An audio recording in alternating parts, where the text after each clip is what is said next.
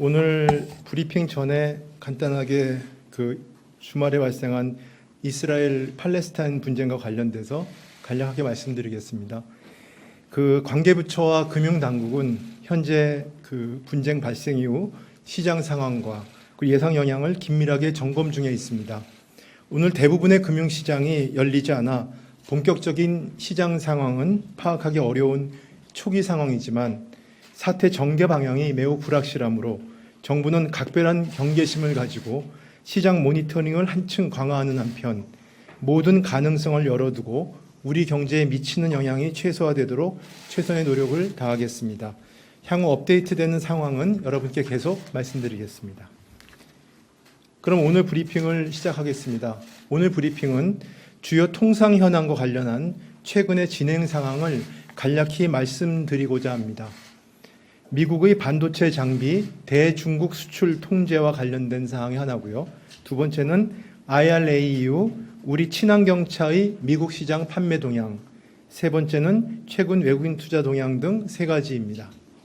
먼저 미국의 반도체 장비 대중국 수출 통제 관련 동향입니다. 반도체가 산업과 안보에 필수적인 전략 자산이 되면서 많은 국가들이 경쟁적으로 반도체 공급망 내재화에 주력하고 있습니다. 글로벌 반도체 공급망이 과거와는 전혀 다른 모습으로 새롭게 재편되고 있는 상황입니다. 윤 대통령도 반도체는 우리의 생활이고 안보고 산업경제 그 자체라고 강조하면서 반도체를 둘러싼 글로벌 통상 환경 변화에 적극적인 대응을 독려해 왔습니다. 여러 반도체 통상 이슈 중에서 미국의 반도체 장비 대중국 수출 통제 조치와 미국의 반도체 과학법의 가드레일 규정이 우리 경제의 최대 현안이었습니다. 삼성과 SK 하이닉스의 중국 공장에서의 생산 비중이 40%가 넘을 정도로 우리 반도체 기업들의 중국 사업 비중이 높기 때문입니다. 지난 9월 말 미국 반도체 과학법의 가드레일 규정 최종안이 발표되어 투자 관련 불확실성이 상당 부분 해소되었습니다. 오늘은 우리 반도체 업계의 최대 현안 중의 하나인 우리 기업의 중국 내 반도체 공장에 대한 미국의 수출 허가 결과에 대해 설명드리겠습니다. 미국은 지난해 10월 국가 안보를 명분으로 중국에 대한 반도체 장비 수출 통제 조치를 도입하면서 중국에 소재한 우리 기업의 반도체 공장에 대해서는 1년간 포괄 수출 허가라는 예외 조치를 부여하였습니다. 글로벌 지정학적 리스크가 확대되는 가운데 우리 반도체 기업의 대중국 사업의 불확실성을 줄여준 대표적인 사례로 평가받았습니다. 다만 동 조치는 1년간 적용되는 임시 조치였기 때문에 우리 정부는 동 조치의 추가 연장을 위해 미국 정부와 긴밀한 협의를 진행해 왔습니다.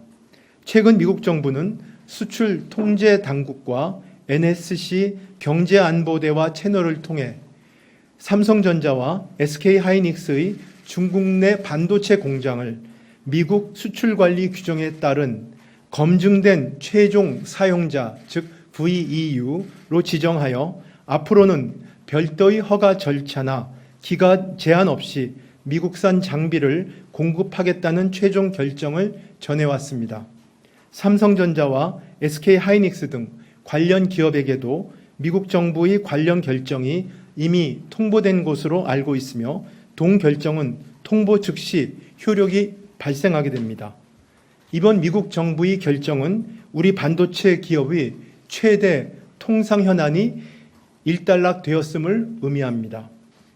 또 우리 반도체 기업들이 중국 내 공장 운영과 투자 관련 불확실성이 크게 완화되었고 장기적 시계에서 차분하게 글로벌 경영 전략을 모색할 수 있게 되었습니다. 무엇보다도 근본 성과는 윤석열 정부 들어 굳건해진 한미 동맹의 기반 위에 정부와 기업이 합심하여 대응한 결과입니다. 양 정상은 작년 바이든 대통령이 방한, 올해 윤 대통령의 미국 국빈 방문과 캠프 데이비드 정상회담에 이르기까지 반도체를 중심으로 한 첨단 산업 공급망과 수출 통제 관련 긴밀한 공조 의지를 지속적으로 확인해 왔습니다. 이를 바탕으로 정부는 대통령실과 산업부를 중심으로 협의 채널을 총동원하고 기업과 긴밀한 소통 체계를 유지하면서 막바지까지 미측과 협의를 진행해 왔습니다. 우리 반도체 기업은 세계 메모리 반도체 생산의 60.5%를 차지하는 핵심 공급자이자 장비 수요자로서 우리 기업의 안정적 생산이 곧 글로벌 반도체 공급망 안정과 직결됩니다. 우리 기업이 글로벌 반도체 공급망에서 차지하는 중요성에 대한 한미 양국의 공감대도 근본 미국 정부의 결정에 큰 영향을 미친 것으로 판단됩니다. 앞으로도 한미 양국은 긴밀한 공조하에 반도체 수출 통제 조치가 국가 안보를 지키면서도 글로벌 반도체 공급망 안정에 기여하는 방향으로 운영될 수 있도록 지속 협력해 나갈 것입니다. 다음은 작년 8월 IRA 시행 이후 주목받아온 미국 내 우리 친환경차 판매 동향에 대해 말씀드리겠습니다. 작년 IRA 시행 이후 미국 시장에서 한국의 친환경차가 보조금을 받지 못하여 타격이 크지 않을지 많은 우려가 있었습니다. 이에 IRA 시행 1년이 지난 현 시점에서 미국 내 우리 기업의 친환경차 판매 동향을 다시 한번 정리해서 말씀드리고자 합니다. 현재 미국 시장에서 우리 기업들의 친환경차 판매는 높은 성장세를 이어가면서 세간의 우려를 완전히 불식시키고 있습니다.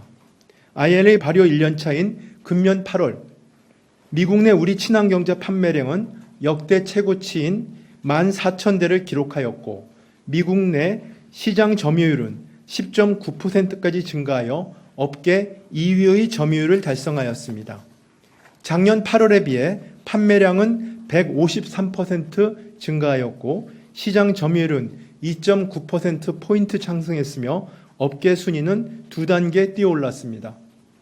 올해 8월까지의 누적 기준 판매량은 7만 6천 대로 이미 작년 전체 판매량을 뛰어넘었습니다. 당초 우려와 달리 우리 기업들이 미국 시장에서 높은 판매 실적을 이어갈 수 있었던 것은 정부와 업계가 힘을 합쳐 대응한 결과입니다. IRA 시행 당시 미국에서 생산되는 한국 전기차가 아직 없어 우리 업계에 불리한 상황이었고 실제 IRA 시행 직후 약 3개월간은 미국 내 우리 친환경차의 판매가 감소세를 보였습니다. 이러한 상황에서 우리 정부는 미국 측에 우리 업계의 우려를 지속적으로 제기하는 한편 렌트, 리스 등 상업용 친환경차는 북미 조립과 배터리 요건 등에 관계없이 최대 7,500달러의 보조금을 받을 수 있도록 요구하여 이를 관철시켰습니다.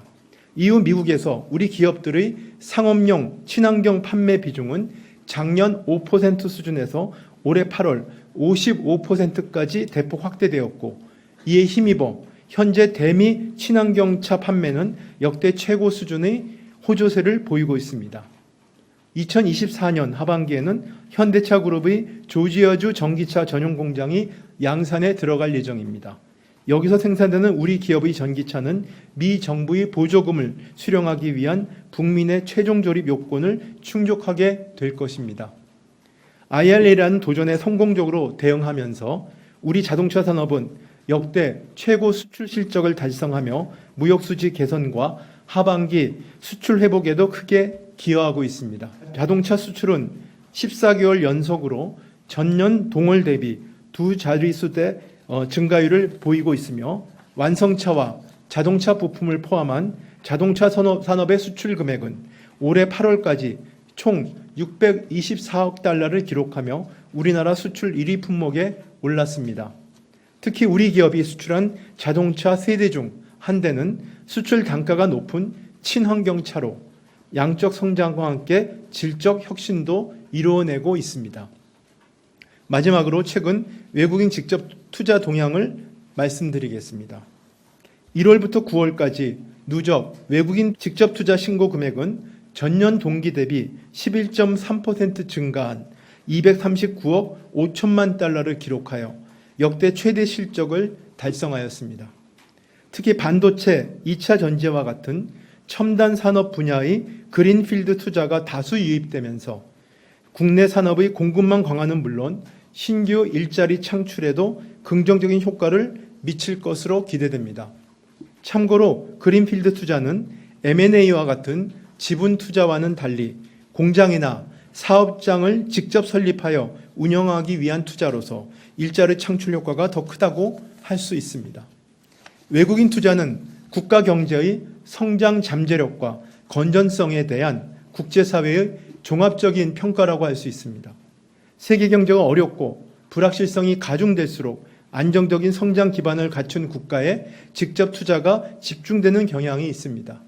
올해 상반기까지 미국과 중국의 외국인 투자 유입이 전년 대비 각각 15.5%, 12.8% 감소한 상황에서 우리나라 3분기 누적 외국인 투자가 전년 대비 11.3% 증가한 역대 최대 실적을 기록한 것은 매우 의미 있는 성과입니다.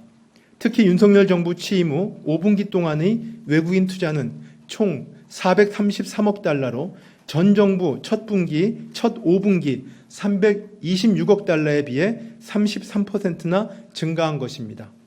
이번 최대 실적 달성은 정상 차원의 세일즈 외교를 통한 적극적인 투자 유치 노력과 한국의 안정된 투자 환경 그리고 기업 친화적인 정책 기조에 대한 투자가들의 신뢰가 반영된 성과입니다.